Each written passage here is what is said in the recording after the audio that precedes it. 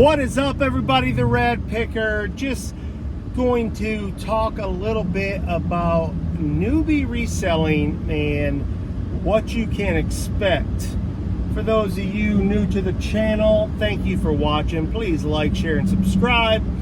But I was inspired a little bit from a podcast I listened to today. Shout out to the Reseller Locker Room podcast. Go check them out. Give them a follow, like, share, and subscribe. They're discussing reseller burnout and depression and stuff, and I've certainly experienced that, especially just, being caught in the mundane every day, doing the same thing, trying new platforms and stuff, whether you want to or not. But so I thought I would tell or discuss some things you should look out as a newbie reseller. When I started this, I fly by the seat of my pants, and I still am. But as you get going, you see reseller videos, and as a full-time reseller, it seems like, well, somebody's already talked about this. And I was listening to that podcast, and Ben mentioned, there's some educational things people are starving for, like I was just a little over a year ago. So I thought I would talk about that, even though, I get caught up in the same thing. I actually just did a video 20 minutes long, and I got in the weeds a little bit and talking about stuff in the past and a little bit to do with my feelings and how, things can affect you, but they weren't pertinent to the everyday reseller, so I just deleted it. So that being said, I thought I would talk about some legitimate things you should know if you are starting this reselling journey of your own, whether it's on eBay, Poshmark, Mercari, whatnot, live selling. And I will say this, as an eBay seller, I am just now catching my stride. My biggest 90-day total, and I have no lies to tell you, but for newbies, I don't care. That's I guess what I'm getting at is I don't care what veterans or these other people think. I really don't. Like, you could be surprised, and that's how I got in the weeds about just do you, listen to people, don't get caught up in, because you're going to get different opinions, even mine may be different. Live your reality. Do not worry about other things. I'll just leave it there. But my eBay, like I said, 90-day total, my highest has been $9,000. So that's $3,000 a month. Unless you're a single person living by yourself, that's not enough to make it. It's not enough for me anyways. I am a man. I have 4 daughters. One's going to get married next year. One's a sophomore in college. I have a senior in high school and a sophomore in high school. So my life is expensive. So that's not enough. But I also sell on Facebook Marketplace. I do other things to supplement this reselling. But I am a full-time reseller. As of this winter, sometime late winter, I finished my last project. I was a contractor. And I always will be a carpenter by trade. That is something you wear with honor. I am a master carpenter, and I will definitely do more carpentry work. Sorry, I took a wrong turn here. That should go into this video as some sort of mantra, but it's not, because I'm not prepared, equipped, or able to discuss that.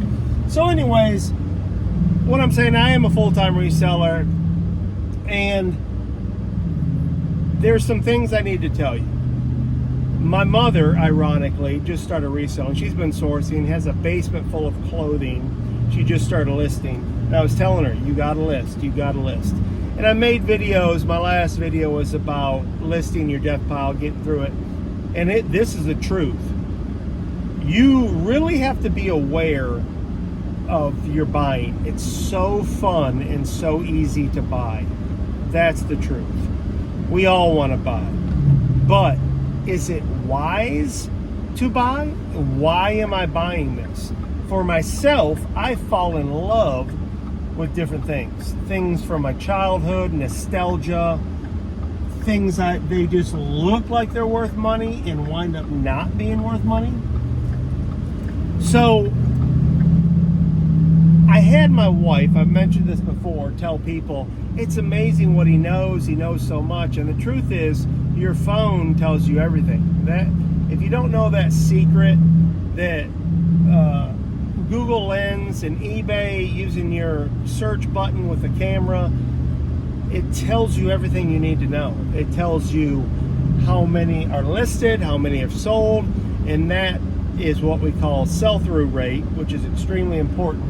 Sell-through rate is simply, for instance, if you have an item, you take a picture of an item, let's say it's this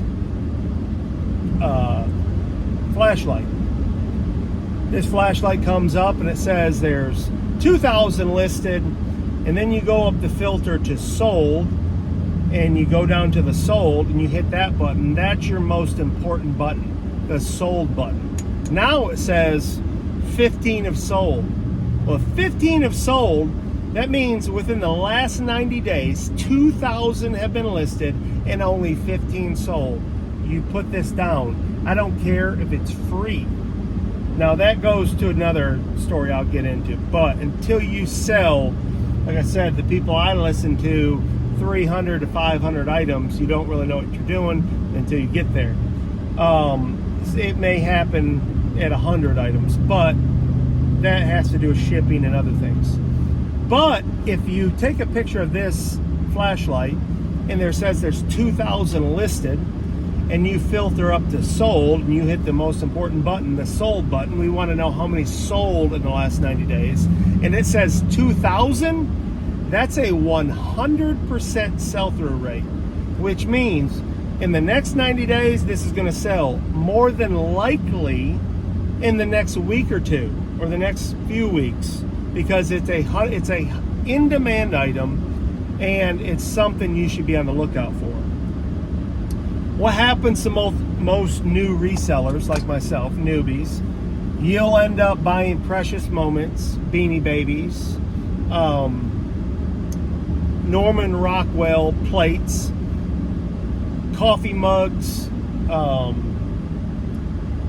plated silver dishes, toys that you think are worth a lot, lots of different things. But you'll learn quickly. You'll get excited, you'll think you got a great deal, and you'll buy. I've even been there with, now I'm not the smartest man alive, but I've been with people that this has been explained to them, and they still pick this up and say, man, should I buy this? I'm like, what's the sell-through rate?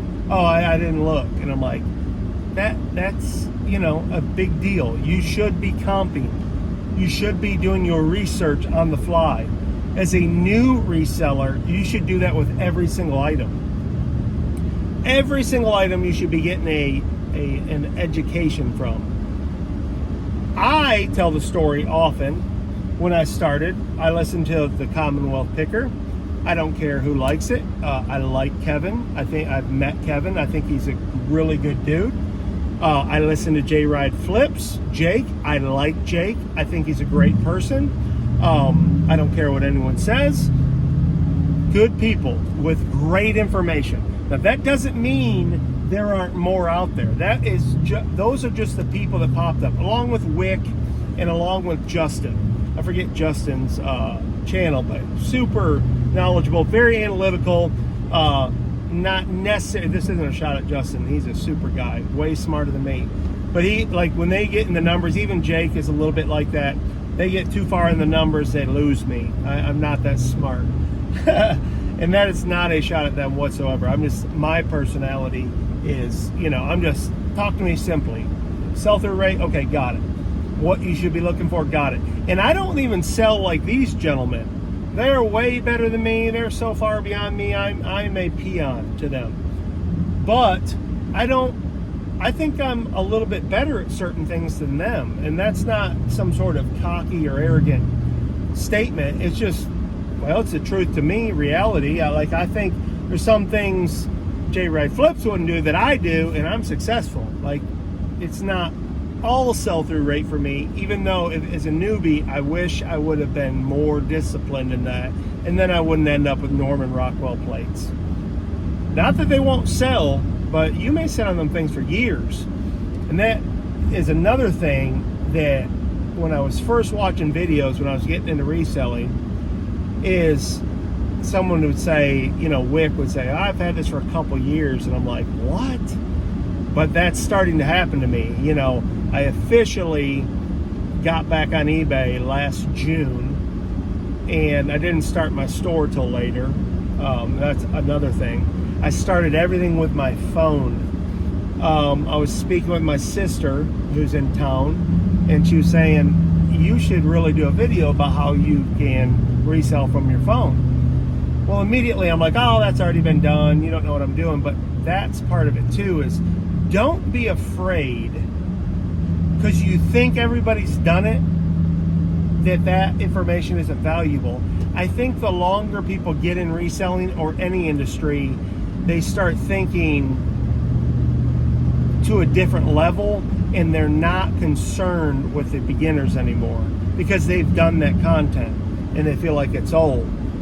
But I was encouraged again by the podcast today, the Reseller Locker Room podcast. Shout out to Ben, the Rocky Top Picker, Alex, the Beard King Picker, and Jefferson with Jefferson Finds. I think I finally got it correct now. Jefferson has recently changed his name, so I was getting that right. But they were talking about that, discussing that, how people are still hungry for information. Some of us resellers, and again, I'm a newbie, but now I feel like a veteran, even though some people wouldn't like that because they are gatekeepers. By the way, y'all are sorry. Some of y'all are sorry, man. Get over yourself. Be good to people. Don't pretend you're good to people and then call people and sabotage. But I made a whole video about that I erased. But come on, man.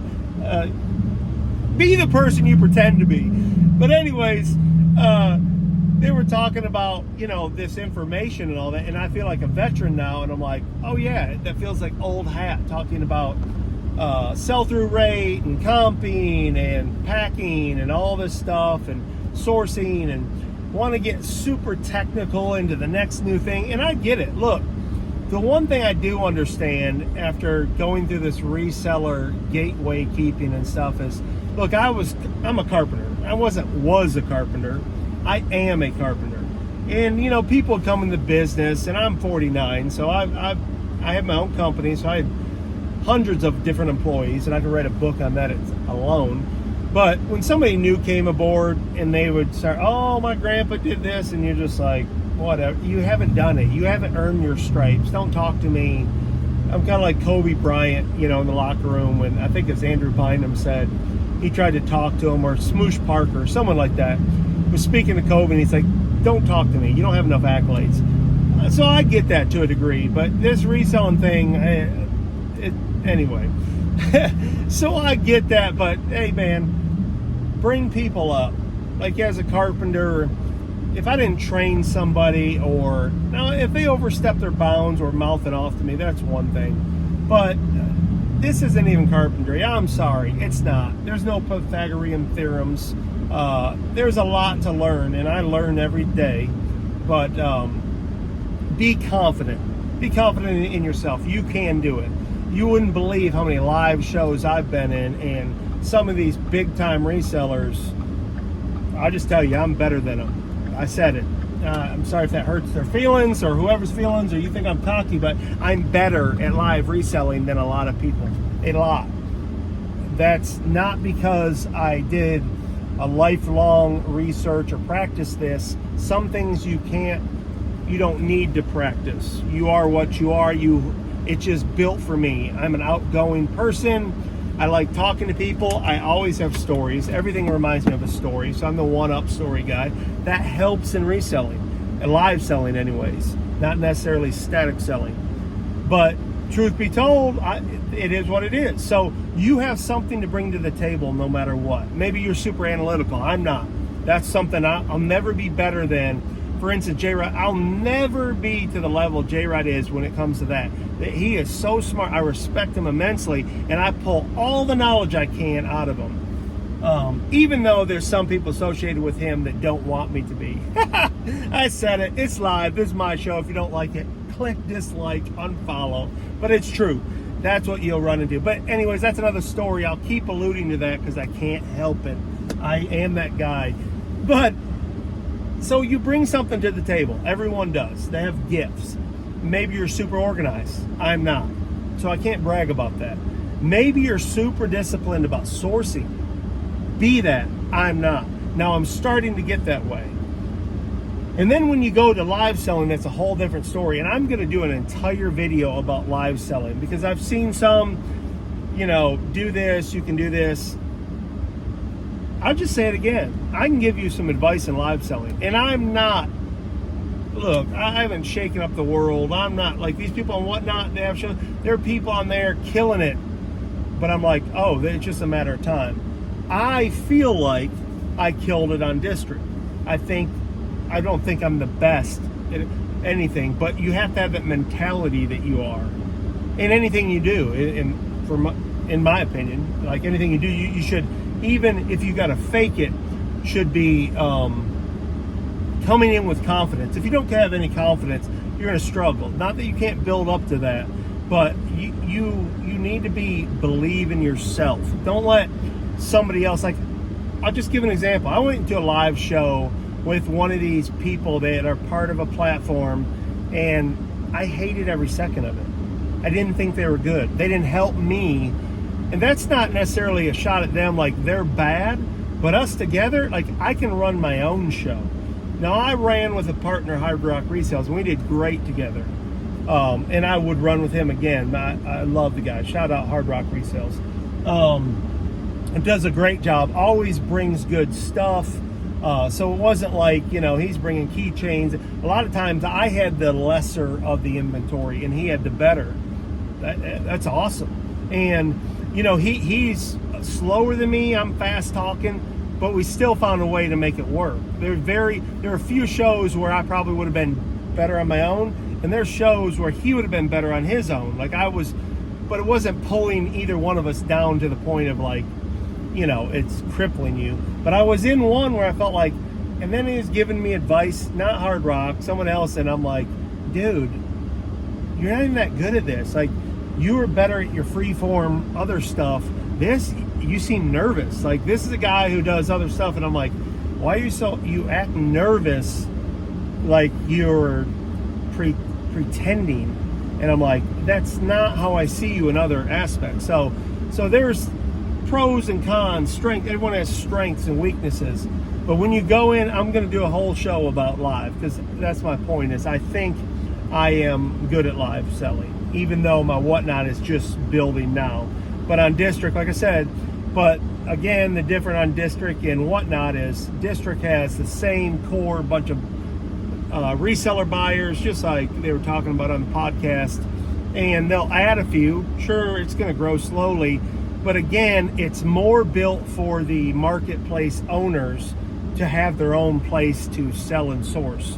That's the truth of it. I mean, that's why some of these people are so protective of it. They don't want someone, other seller from the outside outshining them or getting all the deals or people following their socials.